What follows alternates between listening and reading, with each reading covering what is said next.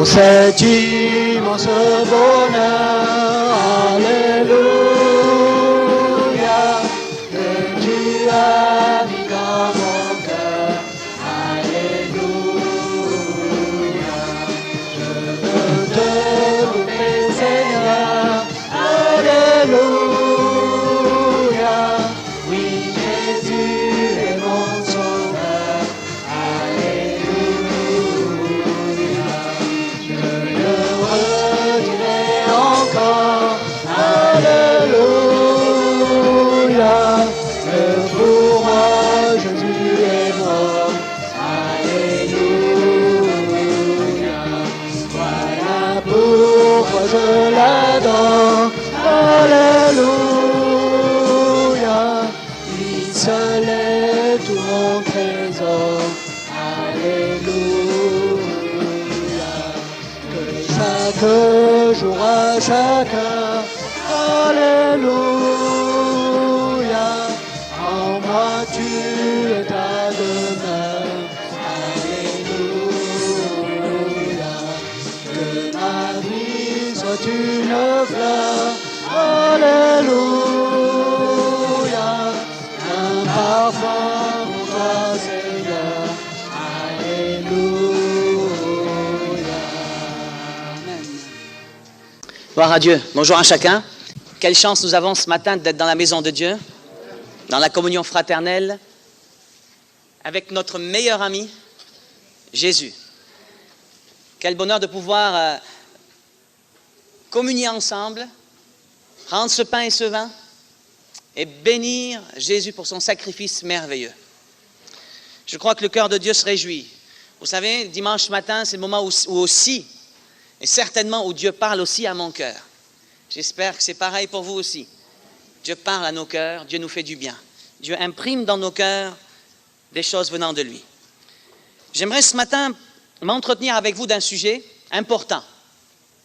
Vous me diriez, tous les sujets de la parole de Dieu sont importants. Mais il faut dire que c'est important. J'aimerais qu'on ouvre la Bible, s'il vous plaît, dans le premier livre de Samuel et au chapitre 16. J'aimerais ce matin qu'on parle de l'onction du Saint-Esprit. Essayez de comprendre ensemble qu'est-ce que c'est cette onction.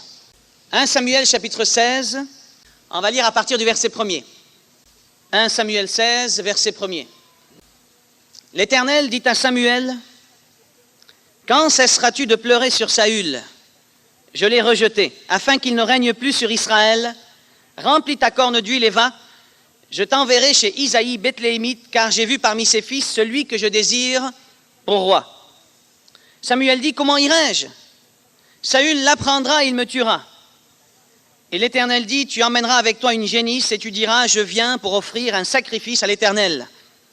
Tu inviteras Isaïe au sacrifice, je te ferai connaître ce que tu dois faire, et tu oindras pour moi celui que je te dirai. » Samuel fit ce que l'Éternel avait dit, il alla à Bethléem. Les anciens de la ville accoururent effrayés au-devant de lui et dirent, « Ton arrivée annonce-t-elle quelque chose d'heureux? » Il répondit, « Oui, je viens pour offrir un sacrifice à l'Éternel. Sanctifiez-vous et venez avec moi au sacrifice. » Il fit aussi sanctifier Isaïe et ses fils et il les invita au sacrifice. Lorsqu'ils entrèrent, il se dit en voyant Eliab, « Certainement loin de l'Éternel est ici devant lui. » Et l'Éternel dit à Samuel, « Ne prends point garde à son apparence et à la hauteur de sa taille, car je l'ai rejeté. » L'Éternel ne considère pas ce que l'homme considère. L'homme regarde à ce qui frappe les yeux, mais l'Éternel regarde au cœur. Isaïe appela Abinadab et le fit passer devant Samuel. Et Samuel dit, « L'Éternel n'a pas non plus choisi celui-ci. » Isaïe fit passer Shama. Et Samuel dit, « L'Éternel n'a pas non plus choisi celui-ci. » Isaïe fit passer 7 de ses fils devant Samuel. Et Samuel dit à Isaïe, « L'Éternel n'a choisi aucun d'eux. » Puis Samuel dit à Isaïe, « Sont ceux-là tous tes fils? » Et il répondit, « Il reste encore le plus jeune, mais il fait paître les brebis. » Alors Samuel dit à Isaïe, « Envoie-le chercher, car nous ne nous placerons pas avant qu'il ne soit venu ici. » Isaïe l'envoya chercher. Or, il était blond, avec de beaux yeux et une belle figure. J'espère que ce n'est pas seulement les blonds qui sont rois. Hein? On revient au verset 12. Isaïe l'envoya chercher, or il était blond avec de beaux yeux et une belle figure. L'Éternel dit à Samuel, « Lève-toi, oins-le, car c'est lui. » Samuel prit la corne d'huile éloigné au milieu de ses frères. L'Esprit de l'Éternel saisit David. À partir de ce jour et dans la suite, Samuel se leva et s'ama. Amen. J'aimerais qu'on incline nos fronts. Et on va prier le Seigneur, s'il vous plaît. Tous dans nos cœurs, hein, on prie le Seigneur. Seigneur, parle-moi ce matin. En effet, Seigneur, nous voulons nous incliner devant toi. Seigneur, il t'a plu d'utiliser des instruments humains avec leurs faiblesses et leurs manquements. Mais Seigneur, c'est ton choix, c'est ton désir, c'est ta volonté. Combien ce matin nous avons soif de t'entendre, Seigneur. Ta parole est la vie pour nous. Seigneur, s'il te plaît, à cause du nom précieux de Jésus, à cause du sang de l'alliance, à cause, Seigneur, de cette alliance que tu as fait avec ton peuple à travers ta rédemption. Seigneur, bénis-nous ce matin devant ta face par ta parole. Seigneur, rends mon cœur sensible à travers ma faiblesse, Seigneur, mais sensible à ton esprit. Que je puisse être encore ce matin ton porte-parole, ton messager, s'il te plaît, Seigneur. Aide-moi, Seigneur. Oins-moi ce matin, Père, au nom de Jésus. Amen. On a lu la fin de ce texte qui disait que Samuel prit la corne d'huile, le verset 13, et éloigné au milieu de ses frères. Il va oindre David. L'Esprit de l'Éternel saisit David à partir de ce jour et dans la suite. Je pense que vous le savez, mais je le rappelle et j'ai relu ce verset volontairement.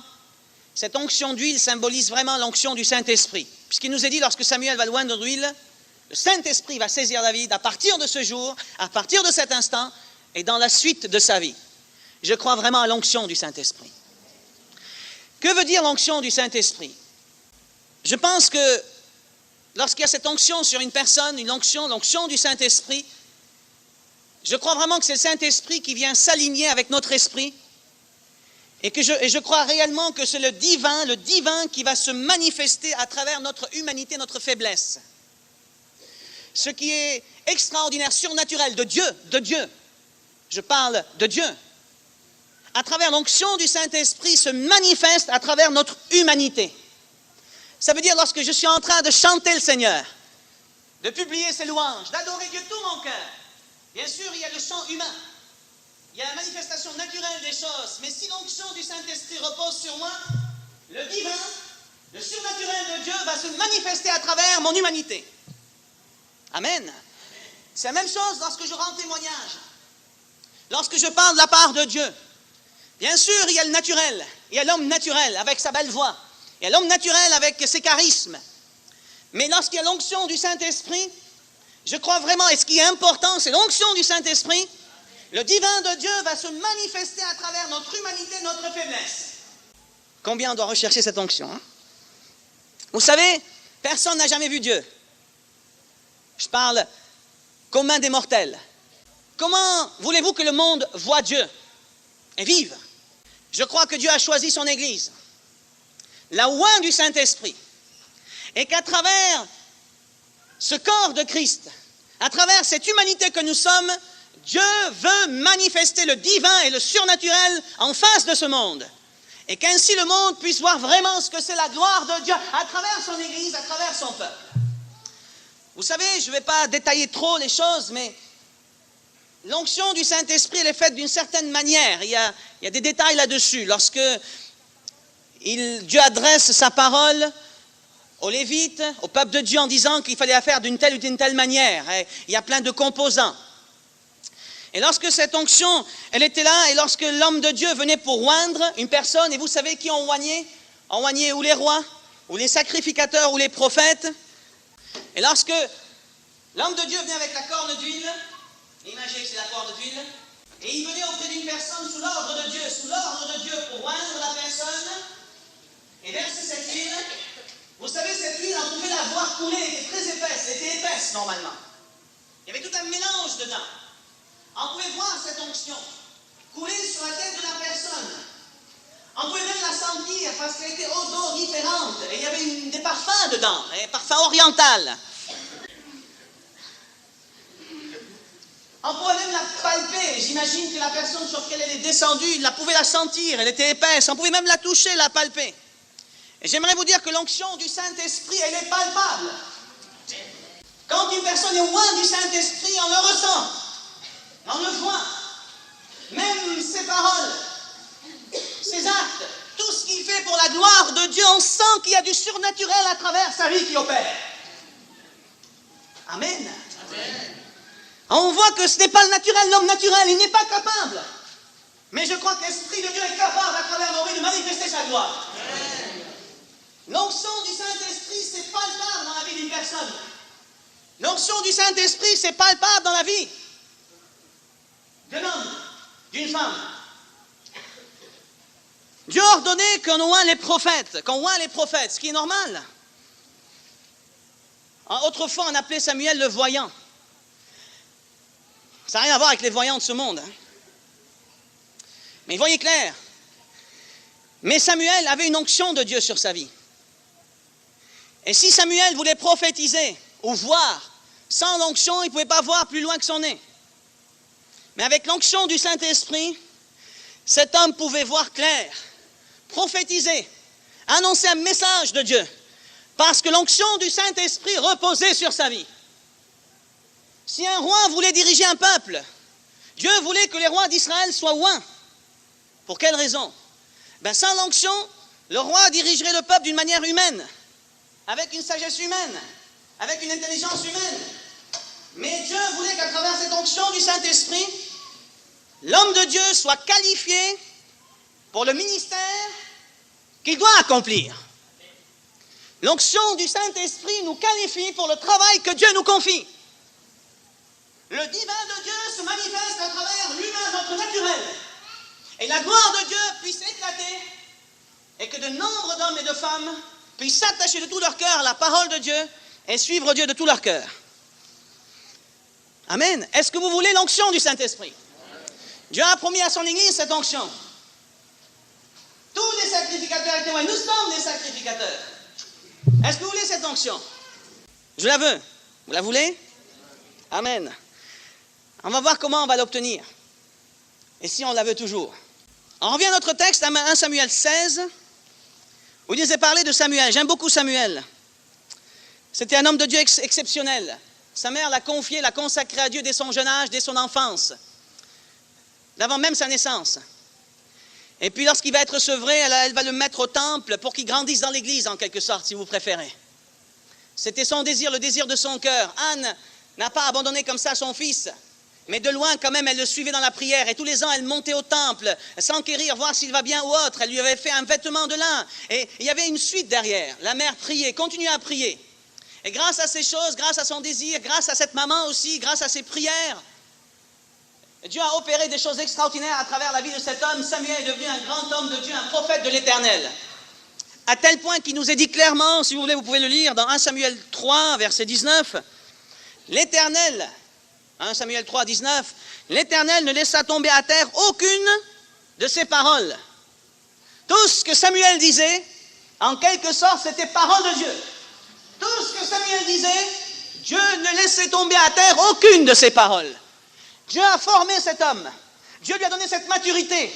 Samuel a grandi dans le temps, dans l'église de Jésus-Christ, si vous préférez. Et cet homme est devenu un grand homme de Dieu. Une telle communion avec Dieu. Une telle relation avec Dieu. Ses désirs étaient vraiment les désirs de Dieu. Au fait, c'est les désirs de Dieu qui sont devenus les siens. Tellement que le Seigneur a imprégné son cœur. Tout ce qu'il pensait, tout ce qu'il disait, c'était vraiment les pensées, la parole de Dieu.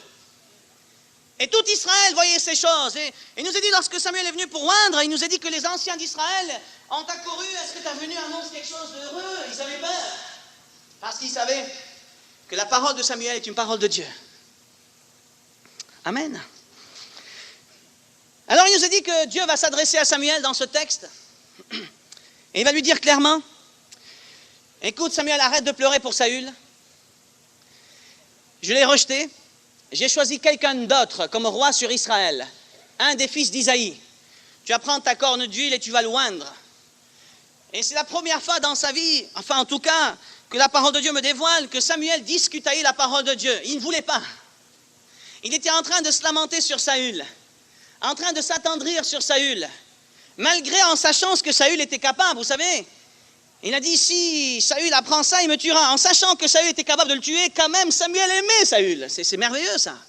Quel homme de Dieu. Amen. Même qu'il savait que Saül était capable de l'égorger vif, comme ça. De sang-froid, Samuel aimait Saül.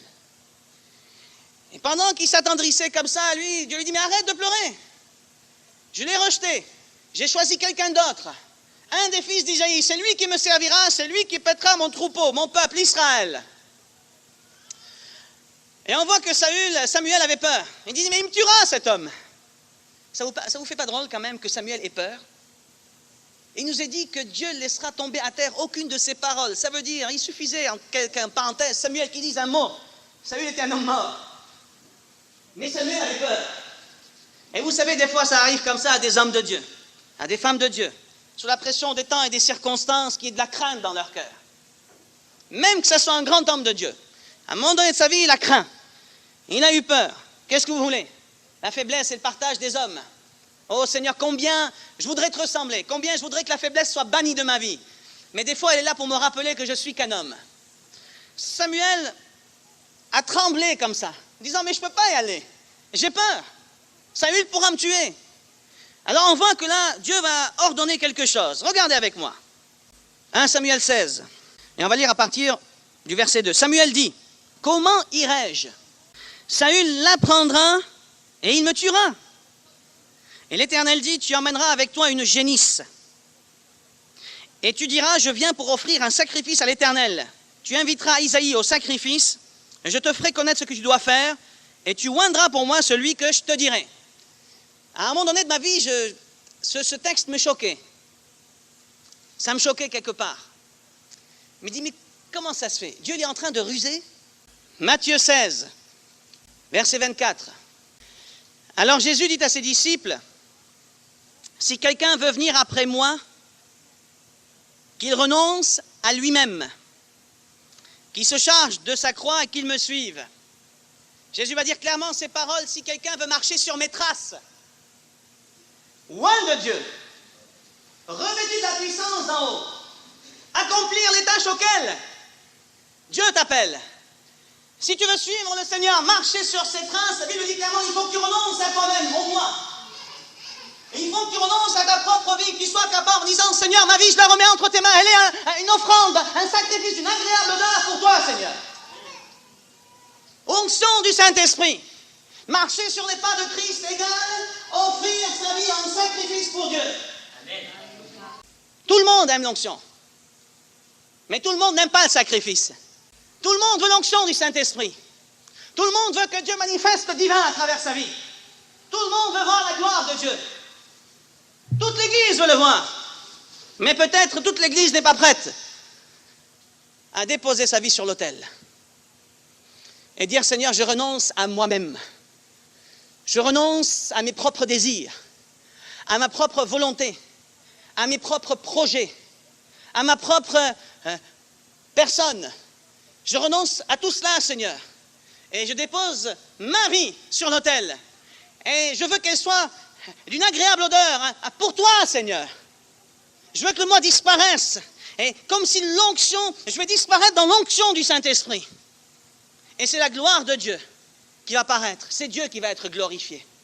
David s'est tenu devant ses frères, qui étaient jaloux de lui d'ailleurs, Eliab et tous les autres. Et le prophète Samuel va le oindre d'huile.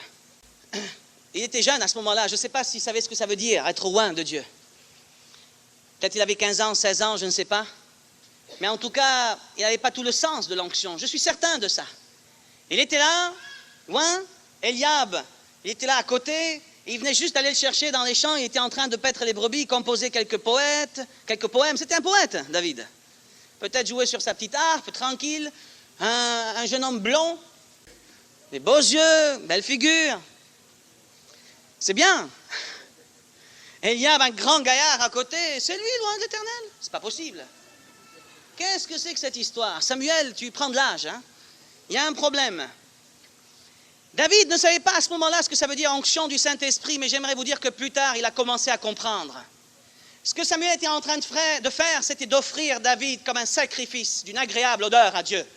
Une vie entièrement consacrée pour la gloire de Dieu, pour le service de Dieu. C'est ce que Samuel était en train de faire à ce moment-là. Et plus tard, on sait ce qui s'est passé avec David. On voit que David a tout perdu. Perdu son ami Jonathan. Perdu sa femme même. Perdu tous ses biens. Même sa propre vie. Elle était suspendue sur un fil. Si ce n'était pas la grâce de Dieu, Saül aurait tué David depuis longtemps. Il n'y avait plus rien qui lui appartenait. Même sa propre vie ne lui appartenait pas. David a tout perdu, absolument tout perdu. Il était errant dans les montagnes, dans les cavernes et dans les antres de la terre. Un SDF. Et il n'y avait absolument plus rien. Il y avait une seule chose sur sa vie, l'onction de Dieu. Amen, c'est ce que je veux par-dessus tout. Un jour, un homme de Dieu m'a dit ça. Il m'a dit, tu veux servir Dieu? Il y a des années en arrière. J'étais encore jeune dans le ministère, pas dans le ministère, dans la conversion. Je suis toujours jeune dans le ministère.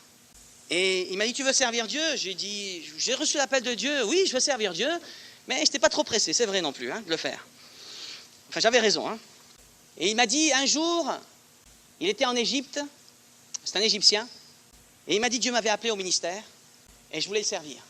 Et puis je vais voir un homme de Dieu avec qui je m'entretenais souvent, il me donnait des conseils. À cette époque-là, j'avais des diplômes, j'avais de l'argent, j'avais une pharmacie, j'avais ci, j'avais là, j'avais tout. Et je vais voir cet homme de Dieu, et cet homme de Dieu le regarde, lui dit, tu veux servir Dieu? Et cet homme, il avait une domaine prophétique, cet homme de Dieu. Béni soit Dieu pour ceux qui ont ce domaine prophétique, cette dimension prophétique dans nos églises. Et puis il le regarde, lui dit, écoute, tu veux servir Dieu? Ben, tu vas tout perdre. Tu vas tout perdre. Et on verra après si tu vas encore servir Dieu. Et il m'a dit, il s'est passé exactement ce qu'il m'a dit. Il m'a dit, j'ai tout perdu. Je pouvais même plus, j'avais même plus de vélo pour aller au travail. Plus rien. Plus rien. Je suis arrivé à un moment donné, je n'avais plus rien, absolument plus rien. Et à ce moment-là, il a revu cet homme de Dieu, lui a dit, tu veux toujours servir Dieu? Il dit, oui, je veux toujours servir Dieu. Et puis, Dieu a débloqué la situation après, et c'est un grand homme de Dieu. Et il m'a dit la même chose. J'étais là, moi je dis, mais qu'est-ce qu'il raconte? Et puis exactement comme il m'a dit, il commençait à m'arriver la même chose. Tout perdu. Tout perdu. On dormait par terre sur un matelas. Alors on pouvait se dire, mais Seigneur, où tu es? Dénué, on dirait, de tout. Vidé de tout. Même plus de voiture, plus de travail, plus rien. Et même s'il fallait que j'aie un travail, il fallait une voiture. Mais je ne pouvais pas avoir une voiture si je n'avais pas de travail. Et je tombais dans un cercle comme ça. Je peux vous raconter des choses. J'étais avec mon épouse. Ma grande venait de naître. Elle avait quelques mois, on s'en souvient toujours. Mais béni soit Dieu, on était toujours comme ça. On cherchait toujours la face de Dieu. On est arrivé un matin. On se disait le lendemain matin, il faut qu'on donne du lait demi-écrémé à ma fille. Dans un biberon, c'était début du mois. On n'avait même pas 5 francs dans la poche pour payer un petit brick de demi-lait écrémé. Et on se disait, mais Seigneur, mais on t'aime, on ne comprend pas. On a vécu des choses extraordinaires avec Dieu. Dieu ne nous a jamais abandonnés, mais on a eu des moments durs. Ça a été juste. Et cet homme de Dieu m'a dit, tu veux servir Dieu? Tu veux servir Dieu? On va voir après si tu veux toujours servir Dieu. Voyez-vous, si on veut que l'onction de Dieu repose sur nos vies, qu'on soit des serviteurs et des servantes du Dieu vivant, qu'on soit des hommes et des femmes de Dieu, et Dieu nous désire ça, Dieu du haut du ciel le veut. Si on veut être de la sorte, il faut qu'on soit prêt à renoncer à soi-même, même à renoncer à tout, Seigneur, comme tu le veux. Je désire que ma vie soit vraiment déposée sur l'autel, comme une offrande, une holocauste, une agréable odeur à toi, Seigneur. Je veux réjouir ton cœur de père, peu importe ma vie, si tu le désires. C'est ça l'onction. Amen. Matthieu 3. L'évangile de Matthieu, chapitre 3, verset 11. C'est Jean-Baptiste qui parle. Matthieu 3, verset 11. Voilà ce que Jean-Baptiste dit au verset 11. Moi, je vous baptise d'eau pour vous amener à la repentance. Mais ça, c'est que le début du travail. Mais celui qui vient après moi est plus puissant que moi. Et je ne suis pas digne de porter ses souliers. Lui, il vous baptisera du Saint-Esprit et de feu. Et c'est toujours joint comme ça ensemble. Baptême du Saint-Esprit, baptême de feu. Mais quand on parle de feu, ça veut dire quoi? Ça veut dire sacrifice, holocauste. Et lorsqu'on parle toujours d'onction du Saint-Esprit, ou baptême dans le Saint-Esprit, on va toujours qu'à côté, il y a baptême de feu, holocauste, offrande à Dieu. Vous savez que les offrandes, on les a arrosées toujours d'huile. Jésus a été oint. Mais pourquoi? Pour que sa vie soit une offrande à Dieu.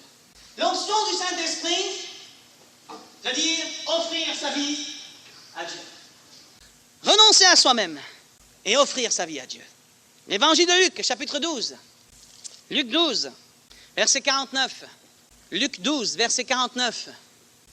Je suis venu jeter un feu sur la terre. Amen. Et qu'ai-je à désirer s'il est déjà allumé? Il y a un baptême dont je dois être baptisé, et combien il me tarde qu'il soit accompli. Il parle du baptême de sa mort, de son sacrifice.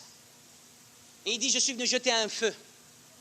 Toujours ce feu, toujours cet holocauste est associé avec la mort, avec le sacrifice, avec l'appel de Dieu, avec l'onction de Dieu.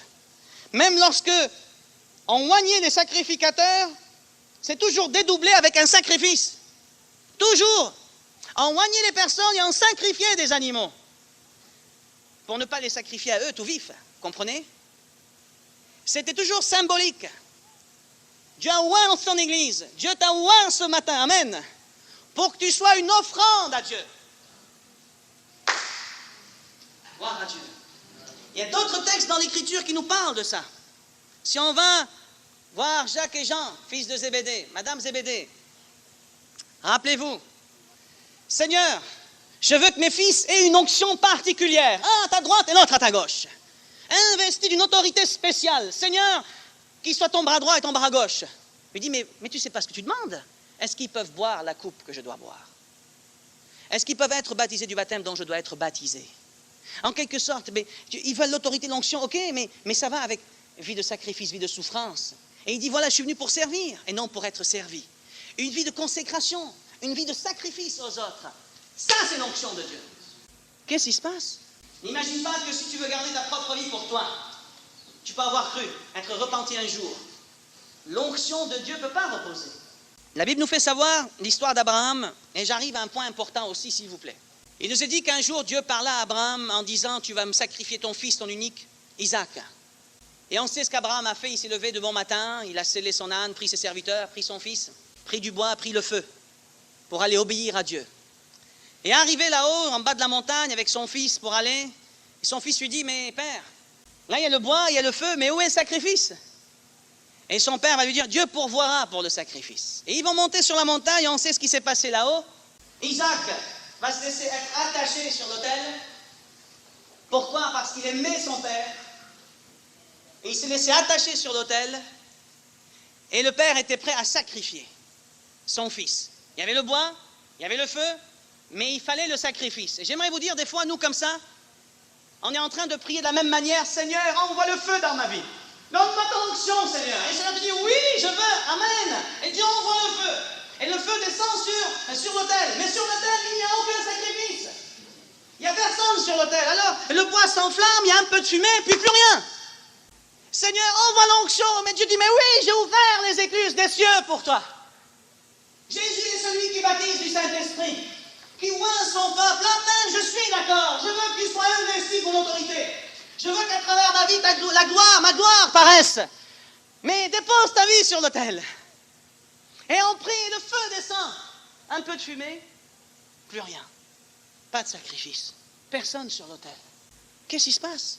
Isaac s'est laissé attacher parce qu'il aimait son père. On parle de cordage d'amour.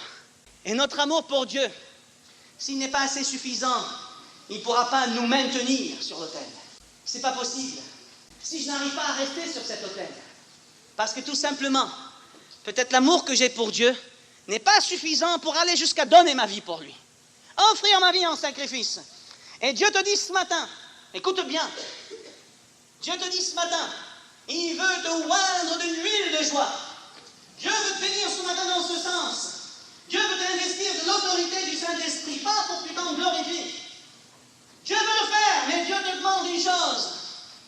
Tu dois être un sacrifice vivant pour Dieu, d'une agréable odeur. Tu dois déposer ta vie à l'autel, tu dois renoncer à toi. Tu dois désirer de tout ton cœur, parce que ton cœur est attaché au cœur de Dieu. Parce que ton cœur est rempli d'amour pour ton Dieu. Amen. Pourquoi on ne veut pas être attaché à l'autel? Pourquoi? Pour quelle raison? Parce qu'on n'aime pas le feu. On n'aime pas le feu. Le feu, ça brûle. Et même qu'au départ, quand on s'est engagé avec Dieu, « Oh Seigneur, je t'aime !» Et on le dit sincèrement, et je le crois. Alors là, on est attaché sur l'autel, et Dieu m'envoie ce feu d'en haut. Et ça commence à brûler. Je n'aime pas, Seigneur. Le feu des feux, j'aime pas. Ces choses-là, j'aime pas. Seigneur, je n'aime pas, alors, peu de temps après, je descends de l'autel rapidement. Et je perds cette puissance. Je perds cette onction. Et je commence à être un homme naturel. Le naturel prend le dessus. Et je ne suis plus investi de cette autorité du Saint-Esprit. Et au lieu que l'Église soit une Église one de Dieu, qui va de l'avant, qui remporte des victoires, où la chair est écrasée, parce que l'Esprit de Dieu a absorbé tout ça. Le feu du ciel est descendu, a consumé tout ce qui n'est pas la gloire de Dieu. L'Église est faible, pas de force, parce que le feu brûle et est descendu rapidement de l'autel. Pierre dira ça un jour, dans 1 Pierre 4, verset 1er, « Car celui qui a souffert dans la chair en a fini avec le péché. » Tu veux l'onction? Reste sur l'autel. Tu vas sentir que ça brûle? Reste sur l'autel. Et ce qui est bon ne peut pas être consumé. Ce qui est mauvais va être consumé. Vous savez, la douleur nous rend plus forts.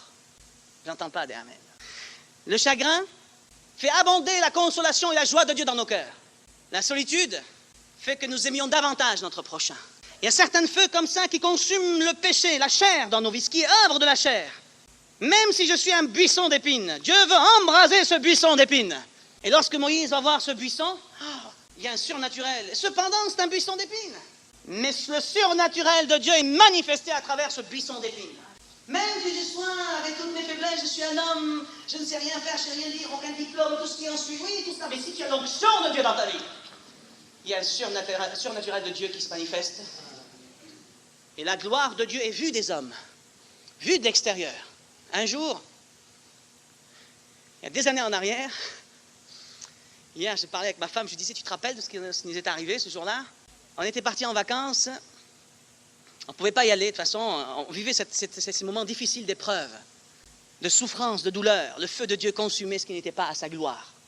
Et une sœur nous a pas dit, écoutez, venez passer des vacances avec nous. Je dis, mais on ne peut pas. Il dit, écoutez, j'ai tout loué, vous inquiétez pas, vous n'avez qu'à venir, vous passez une semaine, vous vous reposez, tout ça. On s'arrange, pas de problème. J'ai dit à ma femme, de toute façon, on n'a rien à faire et puis ça nous fera du bien. On est partis ensemble, c'était dans les Pyrénées, première nuit, tremblement de terre. Et pour couronner le tout, le lendemain, commencer à neiger comme il faut. On a passé des moments magiques, sérieusement. Je me rappelle, en pleine nuit, la sœur se lève, il tremble, la terre tremble, tout ça. Oui, laissez-moi dormir. Hein.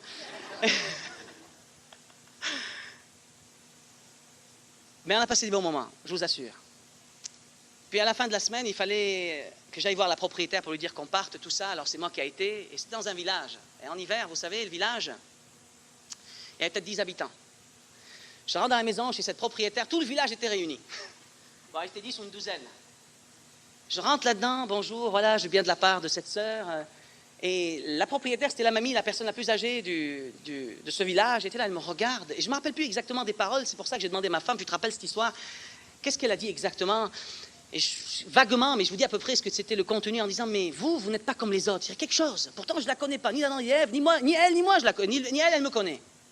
Et je rentre comme ça, vous imaginez, on était au sein d'épreuves, au sein des difficultés, et peut-être quelque part, des fois tendu ou autre.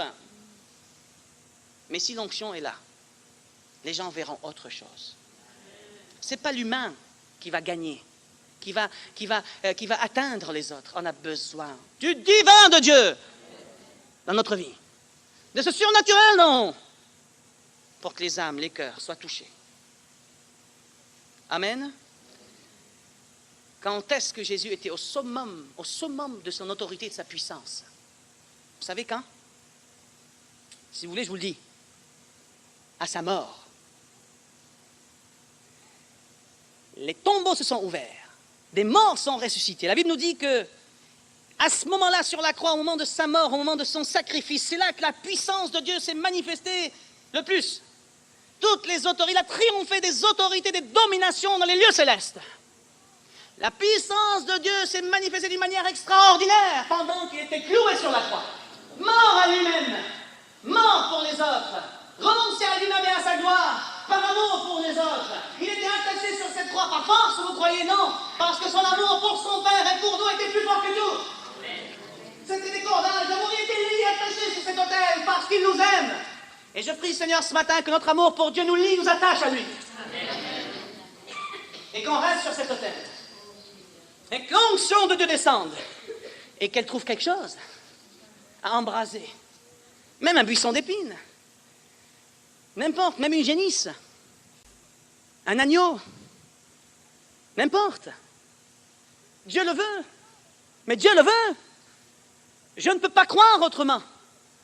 Nous sommes loin de Dieu. Dieu le désire. Dieu nous établit comme des sacrificateurs. Et un sacrificateur, il est loin. Nous sommes des sacrificateurs. Dieu le veut ce matin. Mais Dieu veut que tu restes sur l'autel. Et lorsque tu commences à sentir le feu, ne te presse pas à partir. Mais reste. Dis, Seigneur, s'il te plaît à toi, que ça soit ainsi dans ma vie, que ton nom soit glorifié. Seigneur, je veux rester à ma place. J'accepte. Je crois, Seigneur. Je veux être ton oint. Je vais être qualifié pour le travail que tu m'as confié. Amen. J'aimerais vous dire ce matin, je vous dis, c'est un message sérieux, important. Parce qu'on ne pourra pas aller plus loin sans l'onction. Cette Église ne pourra pas avancer sans l'onction du Saint-Esprit. Un jour, je parlerai aussi des fausses onctions. Tu veux être investi de mon autorité? Pouvez-vous être baptisé du baptême dont je dois être baptisé? On doit considérer ces paroles. Amen. L'autre jour, je disais ça, un mardi après-midi. La grandeur, aux yeux de Dieu, ce n'est pas au nombre des serviteurs que nous avons. La grandeur devant Dieu, c'est le service que nous accomplissons en étant serviteurs. Une vie offerte à Dieu, offerte pour l'Église, offerte pour les autres. C'est là qu'il y a l'onction de Dieu qui se manifeste. Et vous pouvez, du matin au soir, demander cette onction. Si tu n'as pas déposé ta vie sur l'autel, rien ne se fera. Rien ne se fera.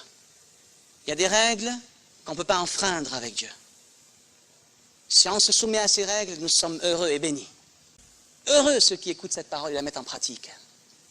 Mais pas seulement s'arrêter à écouter, il faut aller plus loin et qu'ils la mettent en pratique. Amen. Vous savez ce que je désire ce matin? Que l'Église soit embrasée de ce feu d'en haut. Je vais prier dans ce sens. J'espère sur les autels où elle va descendre, elle va trouver quelque chose ce matin. Et j'espère que ce ne sera pas seulement un peu de fumée, un peu de feu. Le bois va s'enflammer. Bien sûr, je ne vais pas détailler, le bois parle de la croix. On ne va pas parler de tout ça. Mais ce qui est important, si c'est juste un élan comme ça ce matin, il va y avoir un peu de fumée ce matin, mais cet après-midi, il n'y aura plus rien. Est-ce que je suis prêt à offrir ma vie en sacrifice devant Dieu? Quelqu'un qui a offert sa vie devant Dieu, déjà cet après-midi, on saura les résultats. Ma vie, elle veut qu'elle te serve à toi, Seigneur, à toi seul. Amen. On va incliner nos fronts. Seigneur, combien ce matin, je veux te dire merci. C'est vrai, merci pour ta parole. Seigneur, merci pour ce plan parfait pour nous. Merci pour ton désir de nous oindre de ton esprit. Merci pour ton désir de manifester ta divinité, ton autorité à travers nos vies. Seigneur, je sais que tu le veux ce matin. Et Seigneur, ce matin, avec mes frères et sœurs, avec toute sincérité de cœur, nous voulons élever nos voix vers toi. Aide-nous, Seigneur. Aide-nous à rester sur cet autel. Je crie à toi ce matin, Seigneur. Nous réclamons le feu d'en haut, Seigneur, dans nos vies. Nous réclamons cette onction du Saint-Esprit. Seigneur, s'il te plaît, mais augmente cet amour qu'on a pour toi et pour les âmes. Aide-nous, Seigneur. Nous voulons rester attachés à cet autel, même si ça sent chaud des fois, Seigneur, mais je veux rester là où tu m'as placé. Si cela te plaît ainsi, Seigneur, que ça soit comme tu le veux. Que ta volonté soit faite dans notre vie, Seigneur. Non ce qu'on désire, mais ce que toi tu désires. Seigneur, aide-nous à renoncer au moi. Seigneur, ce matin, je veux être là sur l'autel. Je t'apporte ton Église. Embrase nos vies, Seigneur. Et que ce soit la face de ce monde, la manifestation de ton amour, de ta puissance, de ton pardon. Père, au nom de Jésus. Amen. Gloire à Dieu. Est-ce que vous voulez qu'on se lève tous ensemble? S'il vous plaît. J'espère qu'on m'entendait bien au fond aussi. Je sais qu'avec le micro, je me déplace assez. J'espère que je souhaite de tout mon cœur que la parole de Dieu ait un véritable écho dans mon cœur, dans le cœur de chacun. Je voudrais peut-être qu'on chante un chant ensemble. J'aime faire des appels, vous savez, à l'hôtel. Mais là, peut-être ce matin, je me dis, tout le monde devrait venir. Mais alors, on va rester sur notre place. Et on va chanter un chant ensemble, ça sera comme une prière à Dieu. Est-ce que quelqu'un... les musiciens peuvent monter, s'il vous plaît? On va chanter ce chant qui dit... C'est notre prière ce matin. On va chanter ce chant qui dit « Je veux que ma vie soit remplie ». Que ce soit le cri de notre cœur ce matin, notre prière. Et en sachant que je veux rester sur cet autel. Je veux que ma vie soit remplie. Je veux que ma vie soit remplie. Je veux que tout mon être soit rempli du Saint-Esprit.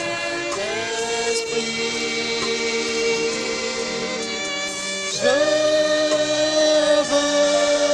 que tout mon être soit rempli du Saint-Esprit.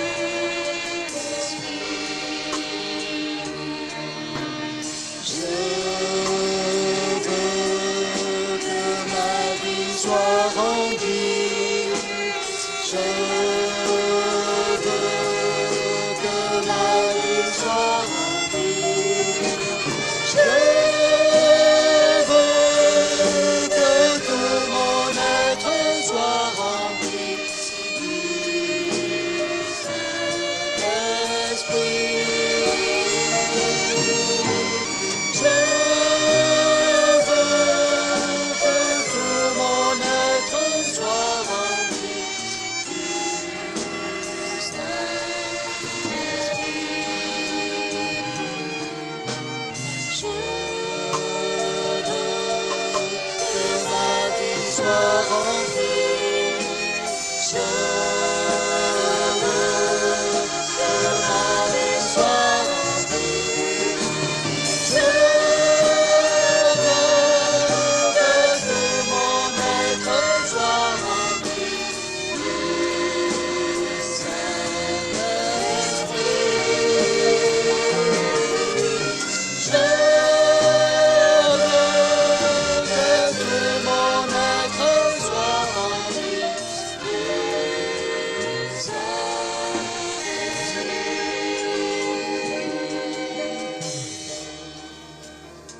Gloire à Dieu. Alléluia. Certains peuvent élever leur voix en priant un peu ce matin, excusez-moi. Vraiment élever nos cœurs vers Dieu dans la prière. Même tous ensemble, plusieurs, c'est pas grave. Mais Seigneur, je vais élever ma voix vers toi ce matin. Utilise-moi dans ma vie, Seigneur. Utilise-moi dans ma vie, Jésus.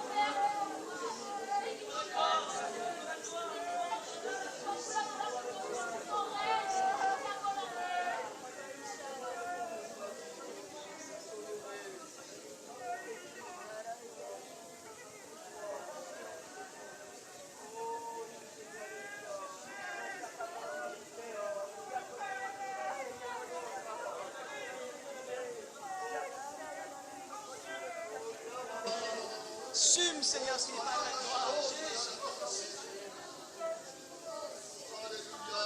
Alléluia, alléluia, alléluia, alléluia, alléluia, alléluia, alléluia. Jésus, Jésus, Jésus.